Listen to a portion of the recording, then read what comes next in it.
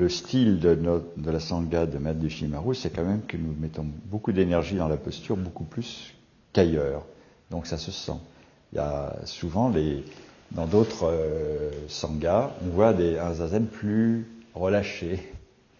Les disciples de Maître Deshimaru ont une posture plus dynamique, on va dire. Bon, ça se sent, ça.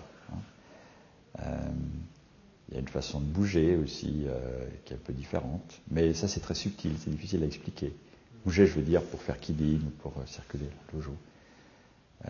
Mais je ne pense pas que notre manière soit supérieure à celle des autres. On a à apprendre de tout le monde. Et par exemple, les Japonais ont une délicatesse dans leur façon de bouger dans le dojo, d'agir, que je pense très intéressante et qu'il faut qu'on observe, qu'on apprenne aussi.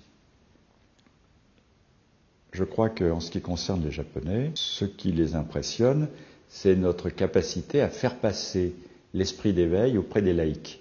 Tous les moines que vous voyez ici sont des professionnels. La plupart du temps, c'est des fils de temple. Ils n'ont pas choisi de pratiquer le zen. Ils sont nés dans un temple. Leur père leur a donné ordination à 10 ou 15 ans. Après, ils ont suivi le cursus.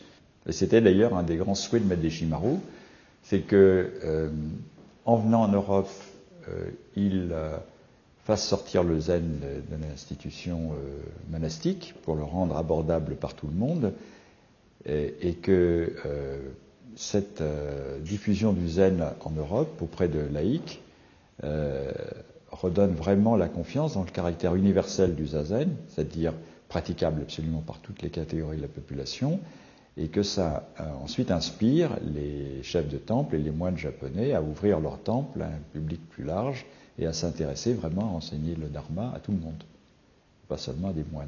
Nous, ce que l'on apprend avec eux, c'est à comprendre mieux les racines du rituel, la signification, pour mieux pouvoir l'adapter à notre style européen.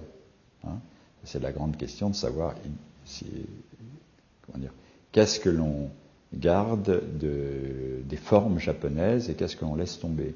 Et pour pouvoir laisser tomber, adapter, européaniser, comme on dit, le zen, d'abord il ne s'agit pas du zazen, lui il est universel et il n'y a pas à l'européaniser, mais sur les formes, il y a à comprendre quel est le sens de ces formes exactement, comment ça s'enchaîne, et pourquoi on fait comme ça, et si on veut faire autrement, on peut le faire, mais en respectant quand même certains principes de base qu'on doit avoir compris.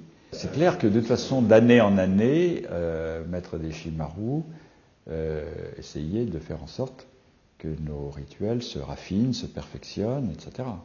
On a ajouté quelques sutras, enfin, on sentait que ça allait dans cette direction-là.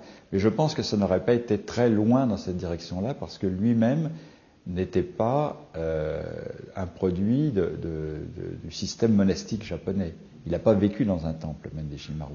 Donc, pratiquant avec Maître Kodo Sawaki, qui lui était un moine qui avait vécu dans les temples, qui était vraiment entièrement consacré au zen, il a appris évidemment les bases des rites et des formes monastiques japonaises, mais il n'avait aucun intérêt à le développer d'une manière spécifique, approfondie. C'était pas vraiment ce qu'il souhaitait faire. Je crois qu'il souhaitait quand même que nous améliorions d'autres manières d'accomplir nos cérémonies et de respecter un certain nombre de formes qui sont, encore une fois, des supports de concentration et une aide pour s'harmoniser ensemble.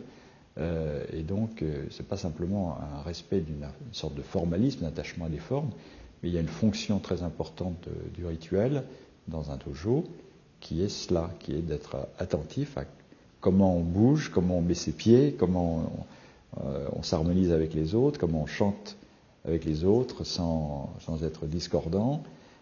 Et ça, c'est un apprentissage vraiment à la fois de s'observer soi-même et en même temps de s'oublier soi-même pour s'harmoniser avec les autres. Et c'est l'essence du zen.